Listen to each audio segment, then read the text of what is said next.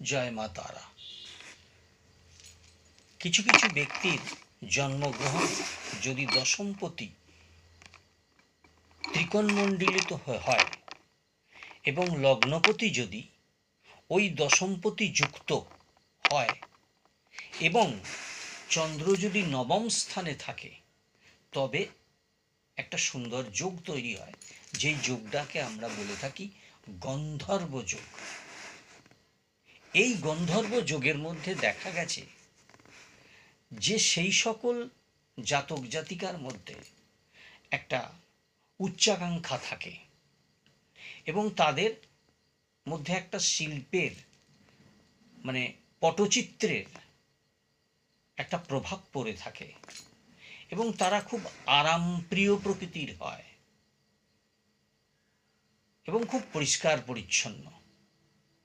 দেখা গেছে ওই সকল ব্যক্তির আয়ু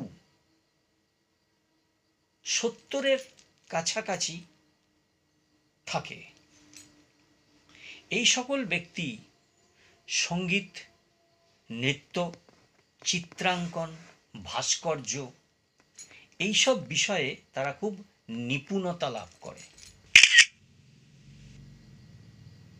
এবং যাদের মধ্যে এই পরিস্থিতিটা তৈরি হয় তারা কিন্তু একটা লেভেল পর্যন্ত পৌঁছতে পারে। কিন্তু আবার দেখা গেছে যে এই পরিস্থিতিগুলো থাকা সত্ত্বেও তাদের একটা জায়গাতে পৌঁছেও সেখান থেকে তারা অনেকটাই পিছিয়ে চলে আসে, বা তাদের কোনো বদনাম হয়ে থাকে, বা তারা সেই জায়গাটার থেকে অনেকটা পিছিয়ে পড়ে। তখন তারা তাদের সেই জায়গাটা পিছিয়ে পড়ে তাদের সেই জায়গাটার থেকে দূরে সরে গিয়ে আবার তারা অন্য পথে ধাবিত হয়, যেটাকে আমরা বলি পদস্খলন হয়ে গেল। এবং এই পদস্খলনটা হয় যদি তার বিপরীত কোনো গ্রহ তাকে কোনো ডিস্টার্ব করে থাকে, তাহলে তার এই পরিস্থিতিগুলো হয়ে থাকে। তখন সে কিন্তু সেই জায়গাগুলোয় পৌঁছতে না পেরে তার মধ্যে একটা আক্ষেপ তৈরি হয় এবং সেই আক্ষেপ থেকে সে নেশাগ্রস্ত পর্যন্ত হয়ে থাকে এবং তার অনেক ক্ষয়ক্ষতির সম্মুখীন হতে হয়।